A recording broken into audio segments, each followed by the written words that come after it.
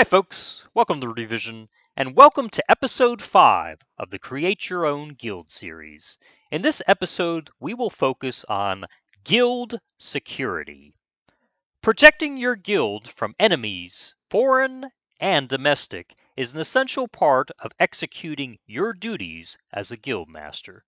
Putting the wrong people in charge of your security or neglecting to have security measures in place could put your guild in harm's way.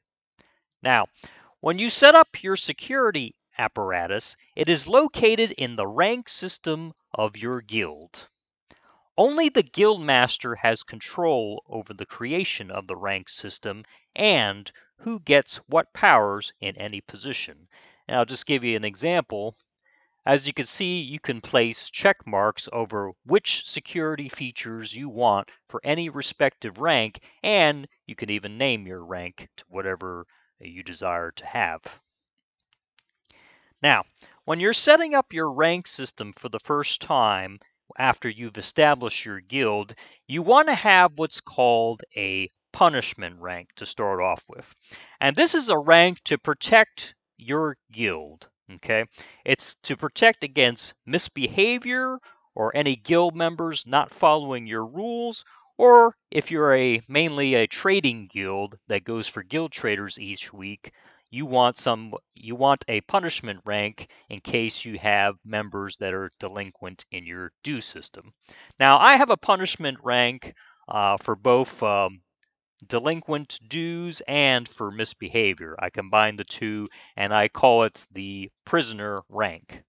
And basically, I strip any member that goes into that rank of any authority whatsoever, and basically all they can do is put in money into the guild bank, items, or read the members' notes. They don't even have access to the guild text chat.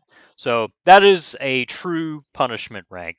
Now you can tailor it however you see fit, but when you're operating a trader operation that takes dues each week and you get a lot of delinquencies and you need to demote people, this is the perfect type of rank to put someone in, as well as someone that's out of conduct with regards to your rules in your guild. Now, if you're going for traders, it's very important that you hide your guild bank gold totals. Okay, and within these menus, you can see there is an option to do that. It's called View Guild Bank Gold. You want to uncheck mark that so people don't know how much gold you have in your guild bank. And the reason I say that is because when you put in the bids, if you allow everybody to see those totals, they will know exactly how much you can bid on any given location each week. Now, it is a little bit harder because you have a 10 bid system and you can put in multiple bids. So, unless you're really honing in on it, it's going to be difficult even with this option still available. However, it is a security measure so that people don't know what you're bidding for the respective locations. Also, the higher guild trader option, basically anyone who has this authority not only can place bids for your guild, but they can see what exactly you bid and where. So make sure that anyone who has this authority is very high up in your guild. Preferably either just you or your right-hand person. But this is a very powerful feature in your guild, and you don't want to give it out lightly to people. Okay. Also, with regards to gold access, the same goes true. Anyone who can withdraw guild bank gold can take the gold out of your guild bank. So definitely you only want to set that up to where either you as the guild master have that option or your most trusted people. You don't want to give that option out to just anyone. Now, with regards to bank access, my philosophy on bank access is I give it based on a merit-based system. In other words, if you do a lot of stuff for my guild, eventually you will be rewarded with a rank that allows you to pull items out of the bank. But I do not give it to just anyone, because if I, just recruited a member into the guild and they had access to the bank, you don't know if this person is going to be a good person or not. They can take you to the cleaners, essentially, if you give them open access. So be careful about awarding bank access. I know a lot of people like having this available to them, especially guild members. They like to be able to take items from the bank. However, I do only reward it based on a merit-based system, and I find that to have the most effective results with regards to that. Now, as for recruitment, in the beginning stages of your guild, you want open recruitment, meaning you allow everybody to recruit whoever. As time goes by and you get close to your guild maximum capacity, which on console is 500 people, and I think PC is 1,000. I'm not sure about them, but I know on console it's 500 people. You get maximum for a guild. And keep in mind that pending memberships count towards that 500 total, so you can get very quickly filled up if people don't accept the invites. However, keep in mind that the pending invites do not count towards your 50 members needed to be able to hire guild traders. In other words, when you first start your guild up and you're trying to get 50 members so you can have the ability to hire guild traders, pending members will not count towards that total. So keep that in the back of your mind. Also, another thing that you can give access to is with regards to the message of the day and the About Us section. Now, this is another one where I don't give it out to just anyone, because I'll give you an example. The message of the day is a very powerful communication tool that you use to communicate with all your members within your guild, and people get notifications of what is being said in that.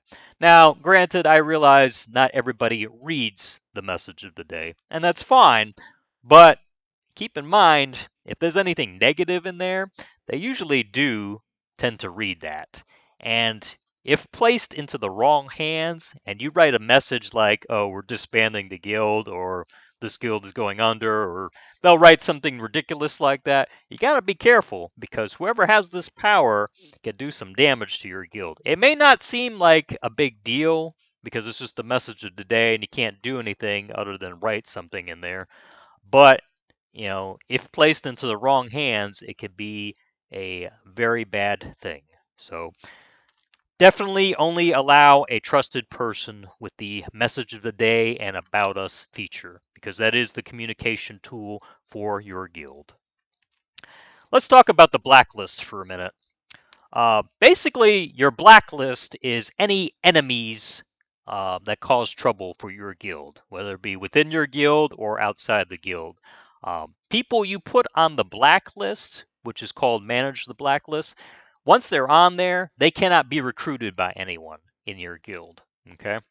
And in order to get them off the blacklist, they have to be removed by the person that has the authority to manage the blacklist. So it's very important that this respective rank power is given to the right person, because in the wrong hands, again, it is something that can be used for a very nefarious purpose. So be careful about who you give the blacklist power to. Once they're on the blacklist, you don't want them off the blacklist unless, you're giving the approval for that. So make sure you have a trusted person, again, for this respective power and authority. Okay. And finally, I'm going to talk about the removal option.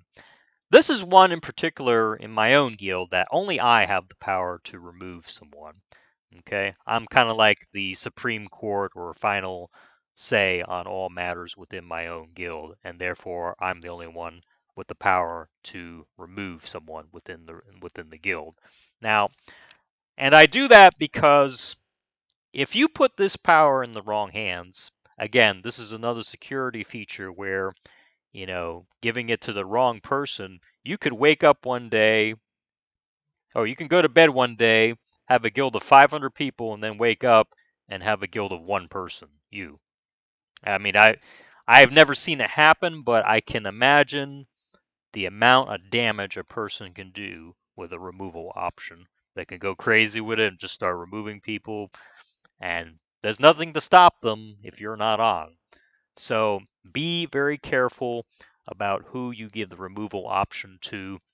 That's why there's a punishment rank, so that the person with removal power has the time to be able to review the case and then make the removal of that person. An officer is typically middle management, and the person that has the power to put someone in the punishment rank, and then the top person is usually the person that you give removal power to, whether it's just yourself or your right hand person. That is the person that you want to entrust with removal option. But don't give it out lightly, because it literally can destroy an entire guild. Okay. All right, folks, so that is my brief overview of the rank system and how to set up the security features within your guild.